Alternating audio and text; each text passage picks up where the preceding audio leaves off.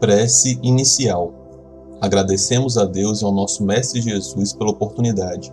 Pedimos para que Deus ilumine a todos os encarnados e desencarnados que irão participar desse estudo do Evangelho. Que os nossos amigos do plano superior possam nos acompanhar e instruir nesse estudo. Que a vibração do nosso Mestre Jesus possa ser sentida por todos que estão agora participando. Que assim seja. Trecho do Evangelho segundo o Espiritismo, capítulo 12. Amai os vossos inimigos. Os inimigos desencarnados. O espírita tem ainda outros motivos de indulgência para com os inimigos, porque sabe, antes de qualquer coisa, que maldade não é o estado permanente do homem, mas que decorre de uma imperfeição momentânea, e que da mesma maneira que a criança se corrige dos seus defeitos, o homem mau reconhecerá um dia os seus erros e se tornará bom. Sabe ainda que a morte só pode livrá-lo da presença material do seu inimigo, e que este pode persegui-lo com o seu ódio, mesmo depois de haver deixado a terra. Assim, a vingança assassina não atinge o seu objetivo, mas, pelo contrário, tem por efeito produzir maior irritação, que pode prosseguir de uma existência para outra. Cabia ao Espiritismo provar, pela experiência e pela lei que rege as relações do mundo visível com o mundo invisível, que a expressão extinguir o ódio com o sangue é radicalmente falsa, pois a verdade é que o sangue conserva o ódio no além-túmulo. Ele dá, por conseguinte, uma razão de ser efetiva e uma utilidade prática ao perdão, bem como a máxima do Cristo: amai os vossos inimigos. Não há coração tão perverso que não se deixe tocar pelas boas ações, mesmo a contragosto. O bom procedimento não dá, pelo menos, nenhum pretexto a represálias, e, com ele se pode fazer de um inimigo um amigo antes e depois da morte. Com o mau procedimento ele se irrita, e é então que serve de instrumento à justiça de Deus, para punir aquele que não perdoou. Pode-se, pois, ter inimigos entre os encarnados e os desencarnados. Os inimigos do mundo invisível manifestam sua malevolência pelas obsessões e subjugações a que tantas pessoas estão expostas, e que representam uma variedade das provas da vida. Essas provas, como as demais, contribuem para o desenvolvimento e devem ser aceitas com resignação como uma consequência da natureza inferior do globo terrestre. Se não existissem homens maus na Terra, não haveria espíritos maus ao redor da Terra. Se devermos, portanto, ter a indulgência e a benevolência para os inimigos encarnados, igualmente as devemos ter para os que estão desencarnados. Antigamente, ofereciam-se sacrifícios sangrentos para apaziguar os deuses infernais, que nada mais eram do que os espíritos maus. Aos deuses infernais sucederam os demônios, que são a mesma coisa. O Espiritismo vem provar que esses demônios não são mais do que as almas de homens perversos, que ainda não se despojaram dos seus instintos materiais, que não se podem apaziguá-los senão pelo sacrifício dos maus sentimentos, ou seja, pela caridade, e que a caridade não tem apenas o efeito de impedi-los de fazer o mal, mas também de induzi-los ao caminho do bem e contribuir para a sua salvação. É assim que a máxima, amai aos vossos inimigos, não fica circunscrita ao círculo estreito da terra e da vida presente, mas integra-se na grande lei da solidariedade e da fraternidade universais. Comentários por Eduardo Sabag, retirado dos seus grupos de Evangelho no Lar. Olá pessoal, tudo bem? Vamos ao Evangelho de hoje. Os inimigos desencarnados. Quem são os inimigos desencarnados? Bom, são os espíritos obsessores, esses populares, né? Porque todo mundo gosta de falar de espíritos obsessores. São também aqueles espíritos inferiores que ficam no mundo espiritual, que nos atrapalham, certo? Bom, na realidade, nesse caso ele está dizendo mais sobre aqueles espíritos que têm algum problema com o encarnado de outra existência. Vamos dar um exemplo. O Joãozinho estava encarnado na França em 1850 e fez inimigos na vida física. O Joãozinho desencarnou e os inimigos dele também desencarnaram. Mas os inimigos dele têm raiva dele. Então, vale uma grande observação aí. Temos que tomar muito cuidado com o que a gente faz nessa vida. Porque tem gente que acha assim: eu fugindo desse cara fisicamente, eu tô beleza, né? Às vezes prejudica, ou às vezes tem uma briga, mas não é assim. Porque o que acontece? Se o cara tem muita raiva de você, ele vem a desencarnar, ele não precisa ser um cara muito mal para virar um obsessor. Não é difícil virar um obsessor. Vamos dar uma suposição. O Marcelinho, né, tem raiva do Joãozinho. E o Marcelinho desencarna. O que acontece com o Joãozinho? Vamos dar 2 exemplos. O Joãozinho começa a ser perseguido porque o Marcelinho, ele pensa, nossa, mas eu odeio aquele Joãozinho. De repente, quando ele vê, ele tá do lado do Joãozinho. Ele começa a obsediar o Joãozinho e depois não consegue mais parar. Porque tudo no mundo espiritual é muito intenso.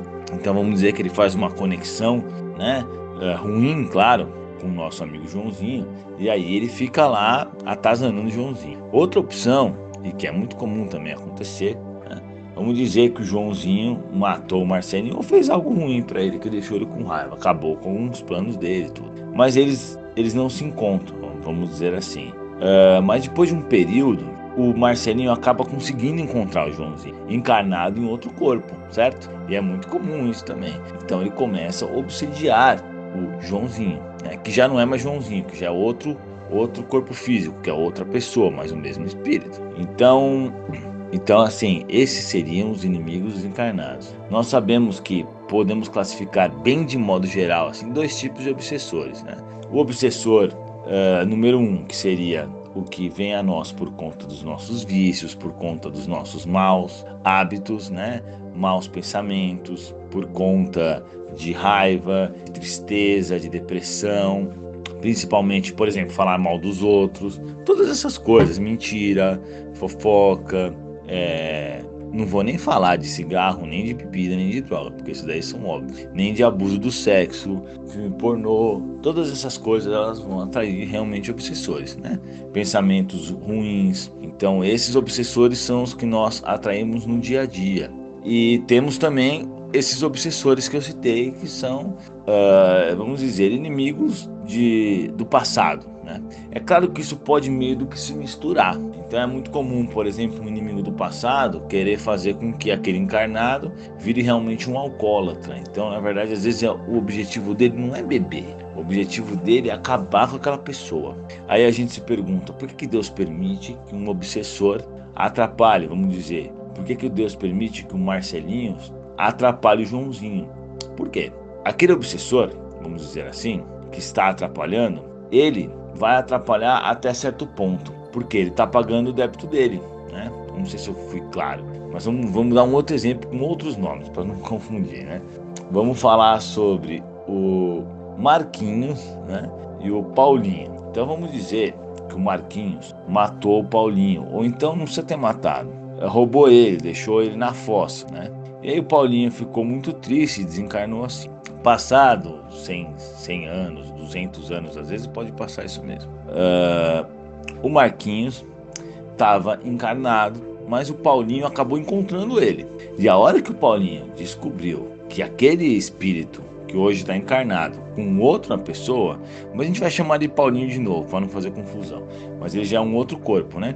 Ele vai e começa a atazanar ele e gruda nele. E aí os espíritos superiores estão vendo isso, certo? Eles estão vendo que o Paulinho está atacando o nosso amigo Marquinhos, né? E aí o Marquinhos começa a ficar depressivo, né? Às vezes começa a beber por influência do espírito, começa a fazer as coisas ruins, ele começa a atrapalhar até na esposa dele, por exemplo, começa a fazer de tudo para se vingar, né? Porque lembramos que lá atrás o Marquinhos acabou com a vida do Paulinho, então agora é a vez do Paulinho se vingar. O plano superior, vendo isso, o que ele faz? Nada, porque ele está espiando na realidade, né? Ele tem aquele período que ele vai, vamos dizer, receber o troco que ele fez para o outro, né? Até que vai chegar um momento em que o plano superior entende que já deu prazo, vamos dizer assim. E aí esse espírito ou ele vai ser atendido, né? Ou ele vai ser afastado do Paulinho, certo? Desculpa, do Marquinhos, né? O Paulinho é o que ficou bravo. E aí ou o Paulinho vai ter a opção de receber o tratamento, claro, mas nem todos os espíritos estão prontos, então às vezes ele não aceita. Ou então vai ser afastado e realmente não vai poder ficar mais atazanando aquele nosso exemplo, né? Que seria o Marquinhos. Agora, como que o Marquinhos se livra desse problema, né? Se ele ficar em boa vibração, pode vir qualquer espírito que não vai conseguir fazer nada para esse nosso amigo aí, né? Para esse Marquinhos. Porque se ele tá sempre orando, tá sempre fazendo preces, né? Tá sempre fazendo o evangelho, tá sempre fazendo a caridade, ele não tá na vibração de um espírito que está em baixa vibração, então ele não vai ser afetado com isso. Então eu vou contar uma história para vocês que aconteceu com alguém que eu conheço bem, eu mesmo. Então, uma vez, na minha adolescência, eu tive síndrome do pânico. E eu ficava muito confuso, eu não sabia quem era eu. De repente, eu não lembrava direito. Não é que eu não lembrava, eu não sabia quem era eu, que planeta que eu tava, que situação que eu tava. Fiquei meio pancadão mesmo. E eu passava muito mal com isso, não conseguia nem sair do meu quarto. Minha mãe me levou um psiquiatra, um psicólogo, tudo quanto é coisa. E não resolvia esse problema de jeito nenhum. Aí ela resolveu me levar na minha tia, que é espírita. Até então eu não acreditava em espírito, nem conhecia, nem pensava, para falar a verdade, sobre isso, né? E aí ela me levou, e aí minha tia me fez uma desobsessão e tirou um espírito que estava me atrapalhando. Então ele me contou, né? Quer dizer, ele contou para ela que eu prejudiquei ele. Isso há muitos séculos atrás. Eu acabei prejudicando o irmão dele. Então eu acabei, vamos dizer, com a vida do irmão dele. E esse espírito que me atrapalhou, ele era um psiquiatra muito inteligente e ele controlava muito bem os poderes da mente. Então por isso que ele conseguia fazer eu dar um reset na minha cabeça, porque ele ia lá e ficava me influenciando, ele conseguia comandar a minha mente, certo? Então esse era um obsessor, um inimigo do passado, entendeu?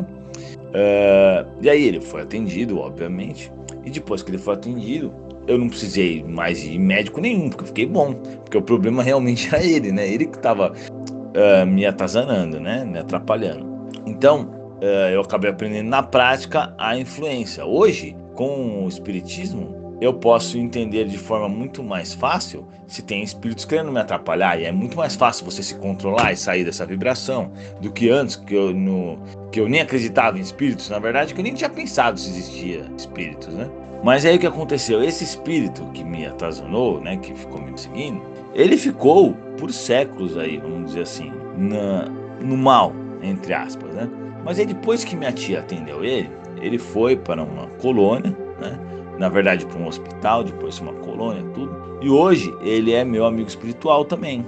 Ele está aqui inclusive enquanto eu estou falando. Então, vocês percebam alguma coisa bem interessante aí. Primeiro, que todos nós podemos passar por essas fases e provavelmente todos nós já fomos obsessores em algum ponto da nossa vida. Se a gente estudar a literatura do espiritismo, a gente vai ver que André Luiz foi para um umbral, a Patrícia da Violeta da Janela foi para um umbral e também perseguiu uma pessoa. Então isso faz parte realmente, infelizmente, ou também não sei se infelizmente, como Deus quer, né? Porque nós falhamos, na verdade. É claro que aqueles que não falham não passam por isso.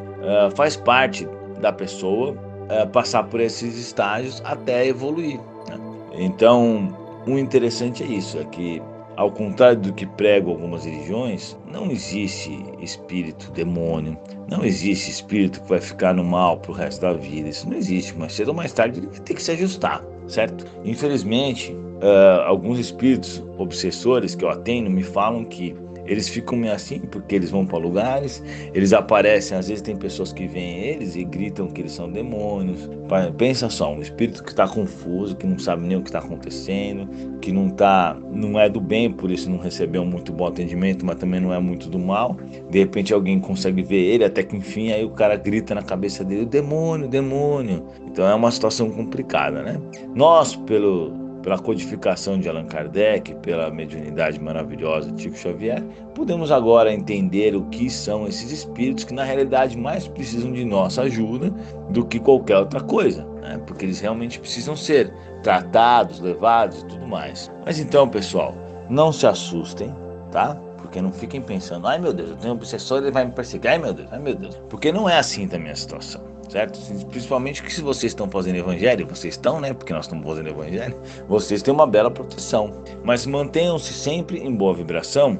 E ao final desse evangelho, eu vou colocar um vídeo que não é nosso, tá? Mas ele é muito bom porque ele mostra realmente a realidade. Que é um obsessor que está fazendo a vítima dele, vamos dizer assim, beber por problemas do passado. Depois ele vai contar a história. Porque aí, a hora que ele consegue fazer o cara beber, ele consegue controle total sobre ele. Então é uma mistura aí dos vícios com o cara do passado. E é exatamente assim mesmo, não tem exagero nenhum, é desse jeito mesmo que tá mostrando no vídeo. Vocês querem ver como é que é desse jeito.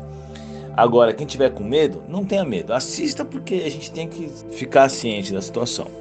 Então, se você não quer ser perturbada por erros do passado, você deve sim fazer o evangelho, fazer o bem, fazer a caridade, porque como que a gente, vamos dizer, entre aspas, se livra desses obsessores? Eles podem desistir de você quando eles veem que você está em vibração e você não vai ser atrapalhada por eles. 2, eles podem melhorar, porque se eles percebem que você é uma pessoa melhor agora do que você era naquela época, que você fez mal para eles, eles começam a pensar, pô, mas eu acho que talvez eu esteja errado, né? Porque ela não parece uma pessoa tão ruim. Vocês entenderam?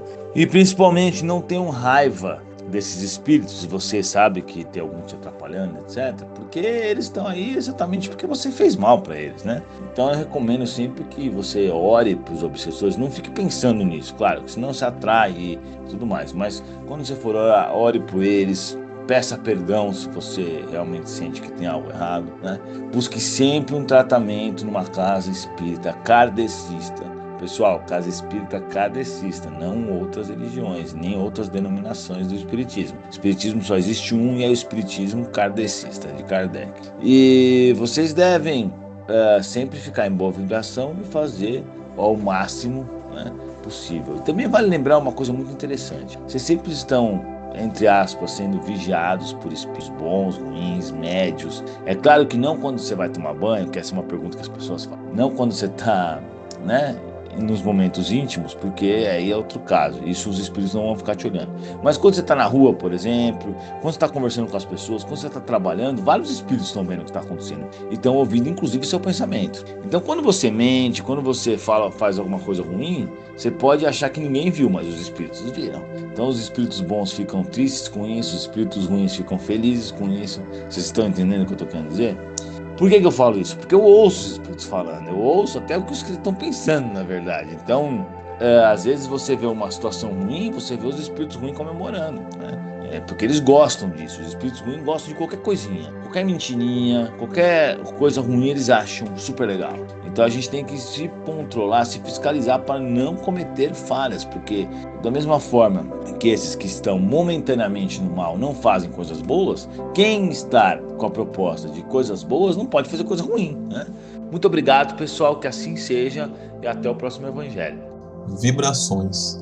De olhos fechados, vibremos em harmonia por muito amor, paz e equilíbrio para toda a humanidade, pela implantação do Evangelho em todos os lares, pelo equilíbrio e paz de todas as famílias, pelo perdão e concórdia dos que sintetizam conosco, visualizando a união e a amizade mútuas, pela cura e sustentação dos familiares e amigos, pelos presentes na reunião, pelos familiares e amigos desencarnados, pelo lar onde está sendo feito o Evangelho.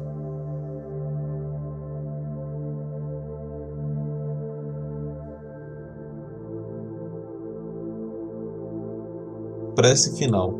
Agradecemos a todos que participaram deste Evangelho, principalmente nossos benfeitores espirituais que nos assistiram e guiaram para um bom entendimento. Pedimos que nos ajudem a pôr em prática os ensinamentos do Evangelho aqui aprendidos e que possamos nos sentir fortificados na prática do bem e do amor ao próximo. Desejamos aos nossos irmãos sofredores a ajuda necessária para seu adiantamento e o perdão por qualquer falha que podemos ter cometido com eles. Pedimos para que nos livrem dos maus pensamentos e que nos ajudem a não darmos entrada a nenhum mau espírito que queira nos induzir ao mal. Que Deus, nosso Mestre Jesus, e os bons espíritos possam nos guiar no caminho do bem e nos envolvam em um manto de muita luz e amor. Que assim seja. Curta e compartilhe este vídeo.